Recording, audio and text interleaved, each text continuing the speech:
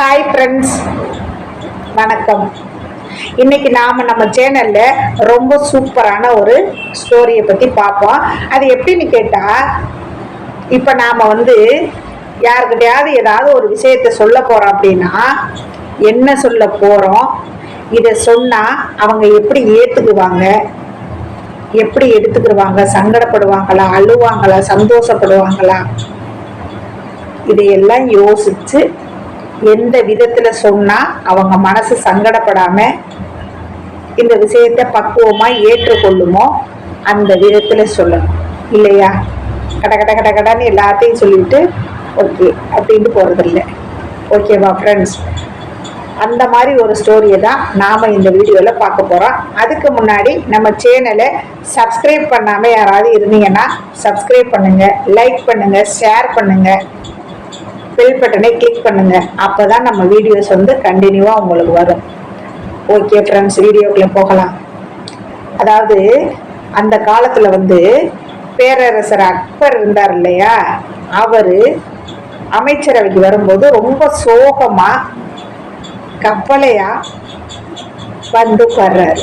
இதை பார்த்த அமைச்சரவையில் உள்ள அத்தனை அமைச்சர்களும் ரொம்ப பயந்து போய், என்ன அமைச்சர் ஒரு நாளும் இல்லாம இன்னைக்கு இத்தனை கவலை தோந்த முகத்தோட வர்றாங்களே அப்படின்னு சொல்லிட்டு எல்லாரும் போய் அக்கறையா விசாரிக்கிறாங்க. அதுக்கு அக்பர் சொல்றாரு, நான் நைட்டு தூங்கும்போது ஒரு கனவு கண்டேன். அந்த கனவை நினைச்சுதான் நான் இத்தனை கலக்கத்தோட இருக்கேன். அது அந்த கனவு, அதாவது இந்த முன்னாடி உள்ளவங்களாம் சொல்லுவாங்க, இந்த ஒரு கனவு கண்டா அதுக்கு இந்த மாதிரி பலன்கள் நடக்கும் அப்படின்னு சொல்லுவாங்க இல்லையா? அந்த மாதிரி நினைச்சு இவர் ரொம்ப கவலைப்பட்டு போய் உட்கார்றாரு. அப்போ உடனே இந்த அமைச்சர்கள் எல்லாருமே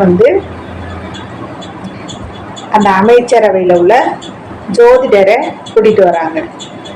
அவர்கிட்ட இந்த பேரரசர் அக்பர் கண்ட கனவை சொல்றாங்க.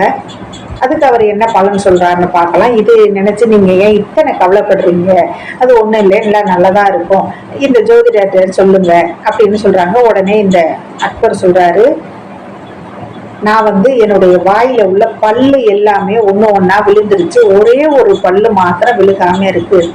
இந்த மாதிரிதான் கனவு கண்டேன். இதற்கு என்ன பலன் எனக்கு ஒண்ணுமே புரியல, பயமா இருக்கு அப்படின்னு சொல்றாங்க. உடனே அந்த ஜோதிடர் சொல்றாரு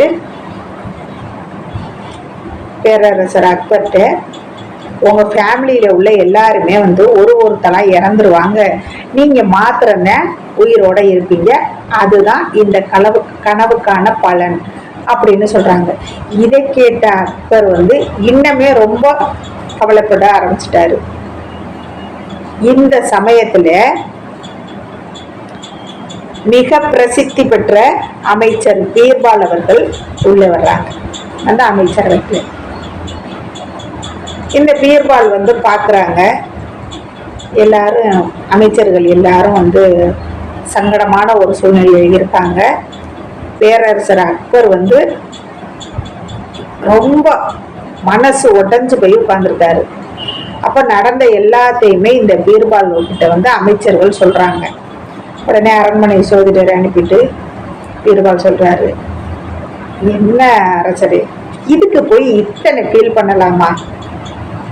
இதற்கு உண்மையிலே என்ன அர்த்தம் தெரியுமா? எல்லா பல்லும் விழுந்து ஒரு பல்லு மாத்திரம் விழாம இருக்கு அப்படின்னா நீங்கள் ரொம்ப காலத்துக்கு சந்தோஷமா முழு ஆயுளோட இருக்க போறீங்க. இதுதான் இதற்குண்டான அர்த்தம். இதுக்கு போய் யாராவது இப்படி கவலைப்படலாமா அப்படின்னு சொல்றாங்க. உடனே இதை கேட்ட பேரரசர் அக்பர் அப்படியா பீர்பால், உண்மையாவே? பீர்பால் சொல்றாரு, அரசே, நான் சொல்றது உண்மை. நீங்க ரொம்ப ஆரோக்கியமா சந்தோஷமா நீண்ட ஆயுளோட இருக்க போறீங்க, அதுதான் இந்த கனவுக்கான பலன் அப்படின்னு சொல்றாரு. உடனே அக்பருக்கு அப்பதான் மனசு கொஞ்சம் லேசாச்சு, சந்தோஷப்படுறாரு. இப்ப நாம பார்ப்போம், இந்த அரண்மனை ஜோதிடர் சொன்னதுக்கும் பீர்பால் சொன்னதுக்கும் என்ன வித்தியாசம்? ரெண்டுமே ஒண்ணுதான். ரொம்ப நாளைக்கு நீண்ட ஆயுளோட இருக்க போறாருன்னு பீர்பால் சொல்லியிருக்காரு. ஜோதிடரும் அதைத்தான் சொல்லியிருக்காரு. சொல்ற விதத்துல சொல்லலை. அவர் சொன்னது எல்லாரும் இறந்துருவாங்க, நீங்க மாத்திரம் ரொம்ப நாளைக்கு உயிரோட இருப்பீங்க, அதுதான் உண்மையும் கூட. பீர்பால் சொல்றதும் அதுதான். ஆனா அவங்க மனசு கஷ்டப்படுற மாதிரி சொல்லாம இந்த பீர்பால் சொன்னாங்க பாருங்க, என்ன சரி இதுக்கு போய் ஃபீல் பண்ணிக்கிட்டு நீங்க ரொம்ப நாளைக்கு தீர்க்க ஆயுசோட சந்தோஷமா இருக்க போறீங்க, அதுதான் இந்த பலன் அப்படின்னு இந்த மாதிரி சொல்லியிருந்தா அந்த ஜோதிடரும் இந்த பேரரசர் அக்பர் இவ்வளவு கவலைப்பட்டிருக்க மாட்டார் இல்லையா?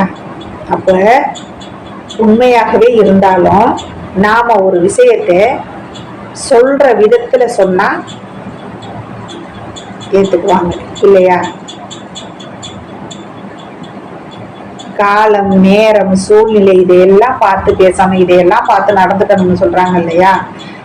இது மாதிரி நாம உண்மையதான் பேச போறோம் அப்படின்னாலும் பக்குவமா எந்த விதத்துல சொன்னா அவங்க அதை சங்கடப்படாம ஏத்துக்குவாங்களோ அந்த விதத்துல நாம சொல்லணும் இல்லையா ஃப்ரெண்ட்ஸ்? Okay, thank you friends.